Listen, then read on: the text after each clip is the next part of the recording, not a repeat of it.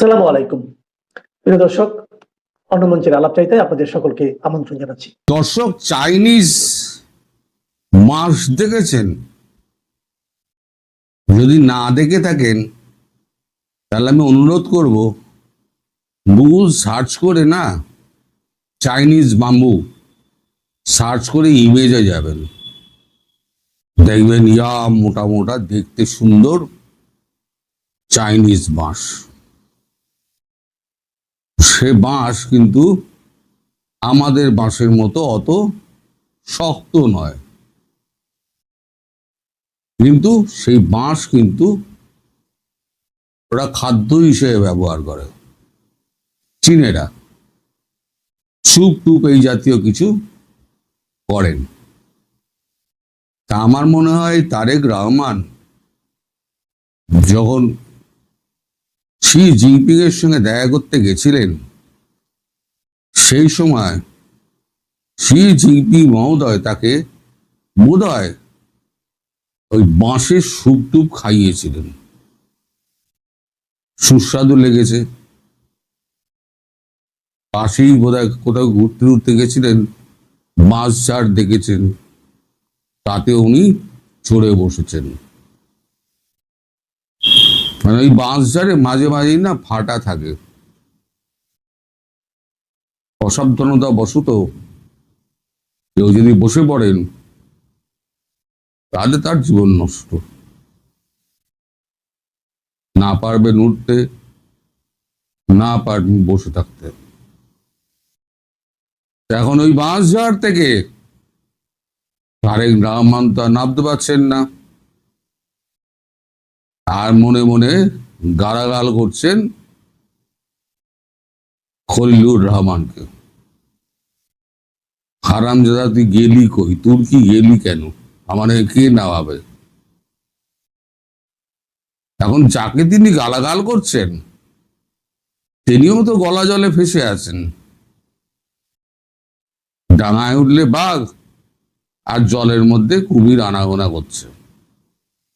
তিনি ভাবছেন তুর্কির সঙ্গে আমি তো বেশ ভালো আলাপ সালাপ করে এসছি, সমস্ত এগ্রিমেন্টের কাগজপত্র আমি রেডি করে এসছি,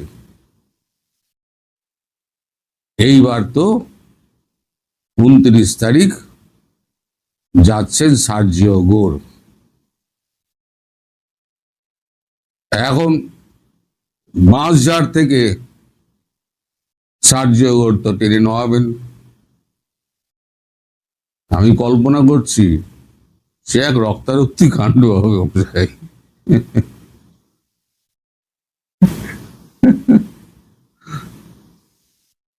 এখন গতকালকের কাগজে বিজনেস স্ট্যান্ডার্ডে একটা মানে খবর বেরিয়েছে যে স্পেশাল ইকোনমিক জোন বাংলাদেশে যেটা আছে সেটা নেই। কালকে চীনা মানে আজকে চীনেরা 27 তারিখ চীনেরা সেখানে ভিত্তিপ্রস্তর স্থাপন করবে। 27 তারিখ ভিত্তিপ্রস্তর স্থাপন করবে। এই দেখুন কাগজের কাটিং, 26 তারিখের কাগজ, দেখুন লেখা হয় 26 তারিখ। তাহলে এখন চীনে বাঁশে তিনি তো আটকে পড়ে রয়েছেন, তার উপর আবার ভিত্তিপ্রস্তর স্থাপন হচ্ছে। সার্জিও গোর এসে তো ইঞ্জিনের বাঁশঝাড় থেকে নামাবেন, আর একজন পড়ি করে জল থেকে উঠে কোনো রকমে কাঁপতে কাঁপতে তিনিও হাজির হবেন সার্জিও গোরের সামনে। এখন দুজনে কি উত্তর দেবেন? এই যে ভিত্তিপ্রস্তর স্থাপন হচ্ছে সেই খবর কি সার্জিও গোরের গায়ে যাচ্ছে না? নিশ্চয়ই যাচ্ছে। আমাদেরই তো লোকজন রয়েছে, তারাই তো গিয়ে বলে দেবে। যে দেখো ভাই তুমি যাচ্ছ ওখানে, ওদিকে চীনেরা এসে ভিত্তিপ্রস্তর স্থাপন করছে। এখন ভিত্তিপ্রস্তর স্থাপনের ছবি যদি দেখেন, সার্জিও ঘোর, তার মিজাজ তো চচ্চর করে চলবে। একেই তো ক্ষেপে আছেন, বিমস্টেকের সম্মেলনে যে ছবিটা বেরিয়েছিল তাতে কিন্তু উনি বাংলাদেশের প্রতিনিধির দিকে ফিরেও তাকাননি, কটমট করে অন্যদিকে তাকিয়েছিলেন। মানে মনের মধ্যে এতটাই রাগ, সেই ঝালটা গিয়ে পড়বে তো একেবারে তারেক রহমানের ওপরে আর খলিলুর রহমানের ওপরে। প্রতিটা উত্তর তো তার চাই, সে রক্তারক্তি হোক আর যাই হোক। চীনকে শুধু দিয়েই এসছো, চীন থেকে তো কিছু পাওয়া যায়নি, একটা ঢেলা পয়সা দেয়নি। উল্টে বলেছে তিস্তা প্রকল্প যেটা করব তার অর্থায়ন আমরা করব না, আপনাদের করতে হবে। তাই এই সমঝোতা পত্র সই করে আর ওই বিমান কেনার চুক্তি ফুক্তি সই করে তিনি বাঁশঝাড়ে উঠেছেন না কোথায় উঠেছেন, আমি কি বলবো বলুন। এখন আপনারা এখন জবাব দেবেন যে এই বাঁশঝাড় থেকে তিনি নামবেন কি করে। তারপরে মানে আজকে সকালে খবর পেলাম ট্রাম্পের সঙ্গে নাকি তার বাংলাদেশ যাওয়ার আগে কথা হয়েছে। ট্রাম্পের তিনি সহযোগী এবং ট্রাম্পের সঙ্গে সরাসরি যদি কারোর ফোনে কথা বলতে হয়, কিয়দংশের মানুষ রয়েছে মার্কিন যুক্তরাষ্ট্রে, তাদের মধ্যে সার্জিও ঘোর একজন। সেখানে তাদের মধ্যে কি বাক্যালাপ হয়েছে শি জিনপিং এর ব্যাপারে, সেই বাক্যালাপ নিয়েও কিন্তু ঝাড়টা গিয়ে পড়বে ওই 29 তারিখ আর 30 তারিখে। এর মধ্যে আবার শেখ হাসিনার সঙ্গে কথা হয়েছে, সব মিলিয়ে মিশিয়ে যা হয়েছে তা একদম খিচুড়ি পেকে গেছে। এর মধ্যে আবার একটা খবর দিয়ে আপনাদের, এটা হচ্ছে লেটেস্ট গতকাল রাতের খবর। সেটা হচ্ছে এই যে আমাদের যে ব্রিক্সের সম্মেলন আছে না, সেপ্টেম্বরের 12 এবং 13, সেখানে বাংলাদেশকে ডাকার কথা হয়েছিল। যেহেতু ভারত হোস্ট কান্ট্রি, বাংলাদেশকে ডাকা হয়। তাই এবারে যেহেতু বাংলাদেশের মসনদে এখন তারেক রহমান বসে আছেন, তাই প্রথা মাফিক তাকে ডাকা হয়েছিল। এখন বর্তমান পরিস্থিতিতে আমাদের এই সাউথ আফ্রিকা ডেকে বসেছে, বলছে না বাংলাদেশকে ডাকা যাবে না। আমরা শেখ হাসিনাকে দেখে আমরা ওনাকে বিশেষ অতিথি সম্মান আমরা দিয়েছিলাম, তারেক রহমানকে তো আমরা চিনি না। তিনি যেভাবে নির্বাচিত হয়েছেন সেটা তো অবৈধ, তাহলে অবৈধ প্রধানমন্ত্রীকে ডাকা হবে কেন? এখন ফেসে গেছেন এখানে আমাদের মোদিজি। একজন যদি ভেটো দিয়ে দেয় ব্রিক্সে, এই যে 5টা দেশ আছে তাদের মধ্যে প্রত্যেকে একটা করে ভেটো দেওয়ার ক্ষমতা আছে। তাই এর মধ্যে যদি ভেটো দিয়ে দেয় তাহলে পরে হয়তো ব্রিক্স সম্মেলনেও আসা হবে না, ভারতের প্রধানমন্ত্রীর সঙ্গে হ্যান্ডশেক করারও সুযোগ হবে না। মানে যাকে বলে না একেবারে দয়ে মুজে গেছেন। বিপদ যখন আসে না দর্শক, তখন চারদিক দিয়ে ঘিরে আসে। বুঝলে, এখনই বা সাউথ আফ্রিকা বাগড়াটা দেবে কেন বলুন? কারণ মোদিজি বলছেন আমি তো বলে দিয়েছি আমার তারা সম্মানের ব্যাপার আছে। সেটা নিয়ে এখন বাদানুবাদ চলবে নাকি কূটনীতিক কথাবার্তা চলবে তা আমি জানি না। এখন এই দায়িত্বটা জয়শঙ্করজির কাঁধে চাপিয়ে দেওয়া হয়েছে। তিনি ম্যানিলা থেকে ফেরা মাত্র তার ঘাড়ে চাপিয়ে দেওয়া হয়েছে। এখন তিনি ম্যানেজ করবেন পুরো বিষয়টা। তবে বাংলাদেশের সঙ্গে বোধহয় এবার ব্রিক্সের মোলাকাত হচ্ছে না বাংলাদেশের প্রধানমন্ত্রীর সঙ্গে। অর্থাৎ নরেন্দ্র মোদীর সঙ্গে মৃদুতম একটা সাক্ষাতের যে সুযোগ ছিল সেটাও বোধহয় হাতছাড়া হচ্ছে। তার মধ্যে এখানে তাল ঠুকছেন আবার শেখ হাসিনা। তিনি বলছেন আমি সেপ্টেম্বরেই ফিরে যাব। আর সেপ্টেম্বরের 12-13-তে যদি উনি এতে থাকেন, ব্রিক্সের সম্মেলনে থাকেন, মানে উভয় দিকে বিপদ। তখন যদি শেখ হাসিনা ঢুকে পড়েন, সেখানেও তো একটা চিন্তা। নাহলে শেখ হাসিনা সেপ্টেম্বর বললেন কেন? তার কাছে নিশ্চয়ই খবর আছে সেপ্টেম্বরে 12-13 তারিখে ব্রিক্সের সম্মেলন। তিনি জানেন না? এত বছর ধরে অ্যাটেন্ড করে আসছেন, তিনি তো জানেন সব। প্ল্যানের মধ্যে কি আছে আমি জানি না, কিন্তু সেপ্টেম্বর মাসটাই উনি বাঁচলেন কেন যখন ব্রিক্সের সম্মেলন আছে? তাহলে একদিকে শি জিনপিং, একদিকে হচ্ছে সার্জিও গোর, অন্যদিকে হচ্ছে শেখ হাসিনা, এবং বহির্দেশীয় চাপ, সব মিলে একেবারে মাছের ঘন্ট হয়ে গেছে মশাই। এই চিপা থেকে তারেক রহমান কি করে বেরোবে, এখন তাকে বিনিদ্র রজনী কাটাতে হবে যে আমি কি করে এখান থেকে বার হব। আর আপনাদের জন্য কোনো বুদ্ধি বেরোয়, আপনাদের তো অনেক বুদ্ধি আছে, পারলে একটু আপনাদের প্রধানমন্ত্রীকে একটু বুদ্ধি দিয়ে দেবেন, 4 আনা 6 আনার বুদ্ধি দিয়ে দেবেন, তাহলেই হয়ে যাবে। সবাই ভালো থাকবেন, সুস্থ থাকবেন। বাংলাদেশের আকাশে কালো মেঘ, সেনা ছাউনি থেকে শুরু করে রাজনীতির মাঠ সবখানেই কেমন একটা গুমোট অবস্থা।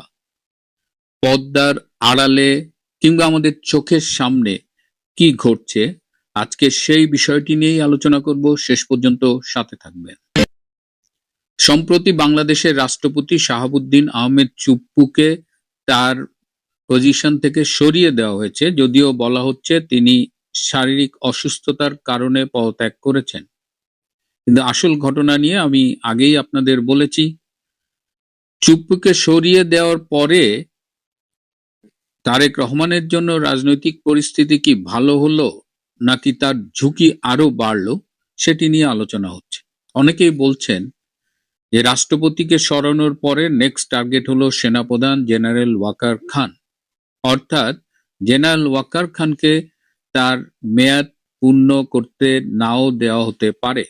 সবকিছু ঠিক থাকলে আগামী বছর 23শে জুন তার মেয়াদ শেষ হবার কথা, কিন্তু সেই পর্যন্ত তিনি দায়িত্বে থাকবেন কিনা সেটা নিয়ে প্রশ্ন উঠেছে। এদিকে নৌবাহিনী প্রধান, তাকে ওয়াদা করা হয়েছিল যে আগস্টের রেজিম চেঞ্জ সাকসেসফুল হলে তাকে 1 বছর এক্সটেনশন দেওয়া হবে, তাকে দেওয়া হয়নি। সভাপতি, নৌবাহিনী প্রধান, সেনাবাহিনী প্রধান, বিমান বাহিনী প্রধান, 3 প্রধানেরই তখন একটা প্রত্যাশা ছিল যে রেজিম চেঞ্জের পরে তারা কিছু না কিছু পাবে এবং মিনিমাম 1 বছর এক্সটেনশন, এই প্রমিসটা কিন্তু তাদের কাছে করা হয়েছিল। কিন্তু 1 বছর এক্সটেনশন তো হয়নি। এখন পুরো মেয়াদ কমপ্লিট করা যাবে কিনা সেটা নিয়েই টেনশন। এবং মেয়াদ পূর্ণ করার জন্য সেনাপ্রধান জেনারেল ওয়াকার খান কিন্তু ব্যাপক চেষ্টা করছেন।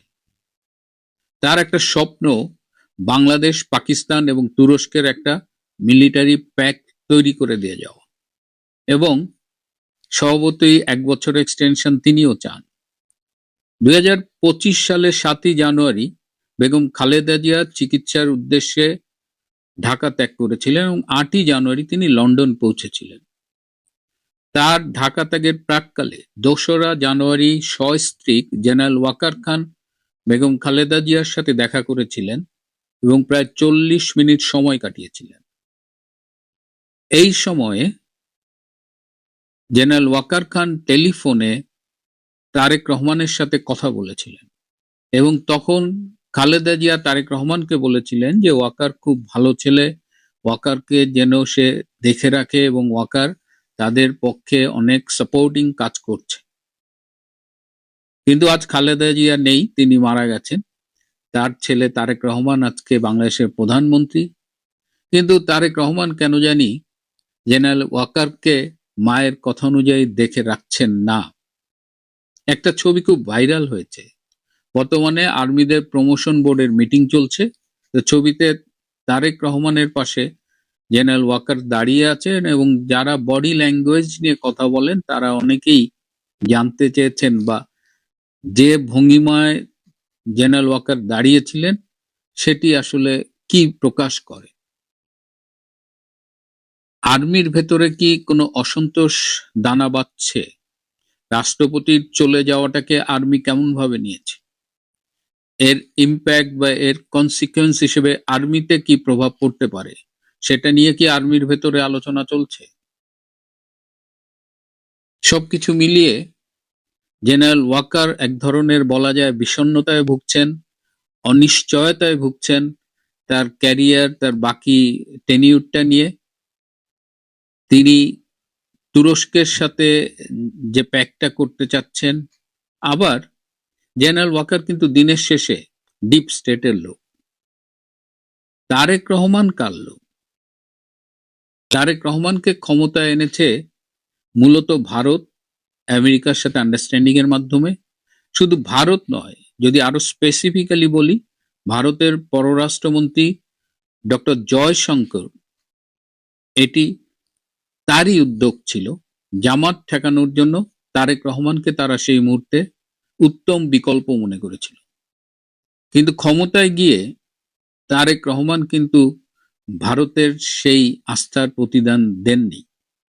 ভারতের অনেকেই মনে করেন যে এই তারেক রহমানের যে ভারতের প্রতি অ্যাটিটিউড, তার দ্বারা Bharat is feeling exploited. Bharat মনে করছে যে তারেক রহমান তাদের সাথে সঠিক আচরণটা করেনি। এখন সেপ্টেম্বরে ভারতে ব্রিক্স এর মিটিং এবং সেই মিটিং এ তারেক রহমানকে আমন্ত্রণ জানানো হয়েছে। দেখা যাক তারেক রহমান ব্রিক্স এর মিটিং এ ভারতে যায় কিনা। যদিও এই ব্রিক্স এর আগেই নরেন্দ্র মোদীর সরকারকে সরিয়ে দেওয়ার একটা চেষ্টা করা হয়েছিল। যখন নরেন্দ্র মোদীর এই কথা বলছি এবং আমি যে ভারতের যে আন্দোলনটা হলো ককরোচ জনতা পার্টির, একটা মজার ঘটনা হয়েছে যে পরশুদিন পাঞ্জাবে একটা পাবলিক পরীক্ষার প্রশ্ন ফাঁস হয়েছে এবং দিল্লিতে যে আন্দোলনটা হয়েছিল সেটা এই পাবলিক পরীক্ষার প্রশ্ন ফাঁস নিয়েই। তো এখন পাঞ্জাবে যখন পাবলিক পরীক্ষার প্রশ্ন ফাঁস হয়েছে, তো পাঞ্জাবের ক্ষমতায় বর্তমান যে মুখ্যমন্ত্রী তিনি আম আদমি পার্টির, তিনি একসময় কৌতুক অভিনেতা ছিলেন। তো তিনি এখন এই পাঞ্জাবের এই মুখ্যমন্ত্রী। তো এখন স্বভাবত একটি আন্দোলন দানা বাঁধবার কথা, কিন্তু পাঞ্জাবে আম আদমি পার্টি বলছে না, এর ধরনের আন্দোলন করা যাবে না। ভারতের কেন্দ্রে দিল্লিতে তারা আন্দোলন করবে, কিন্তু নিজেদের ঘরে যখন একই সমস্যা, যে অভিযোগে তারা এখন অভিযুক্ত, সেখানে কিন্তু এখন আন্দোলন হচ্ছে না। তার মানে আম আদমি পার্টি এবং অনেকে মিলে ভারতে যে আন্দোলনটি করেছিল ককরোচদের সামনে রেখে, সেই আন্দোলনটা আসলে যে যে দাবির কথা বলেছে সেটা না, এর অনেক গভীরে এর শেকড় প্রথিত ছিল। যাই হোক, তারেক রহমান ভারতের সাথে কথা রাখছে না, তারেক রহমান ওয়াকারের সাথে কথা রাখছে না, তারেক রহমান আমেরিকার সাথে কথা রাখছে না। সেটা আবার বলা যায় তাদের অতিরিক্ত চীন প্রীতি। এবং এই যে সার্জিও গোর আসবেন, সার্জিও গোর এসে তিনি আবার রোহিঙ্গাদের সাথে মিটিং করবেন। আজ সকালেও বাংলাদেশ মিয়ানমার যে সীমান্ত, সেখানে আরাকান আর্মির উপরে ব্যাপক আক্রমণ হয়েছে। মিয়ানমারের জান্তা সরকার ব্যাপক বোমবিং করেছে আজকে সকালেও। অর্থাৎ আরাকান আর্মির উপরে কিন্তু একের পর এক আক্রমণ চলছেই। এদিকে ডক্টর ইউনূস কিন্তু বাংলাদেশের রাষ্ট্রপতি হবার আকাঙ্ক্ষা এখনো ত্যাগ করেননি। তিনি তার মার্কিন প্রভুদের কাছে তারেক রহমানের বিরুদ্ধে নালিশ করেছেন, কারণ তারেক রহমান তাকে কথা দিয়েছিল তারেক রহমান প্রধানমন্ত্রী হলে এবং ইউনূস যদি শারীরিকভাবে মানসিকভাবে সক্ষম থাকে তাহলে তাকে রাষ্ট্রপতি করা হবে। কিন্তু এখন তারেক রহমান ডক্টর ইউনূসকে রাষ্ট্রপতি করবার মতো ভরসা পাচ্ছেন না।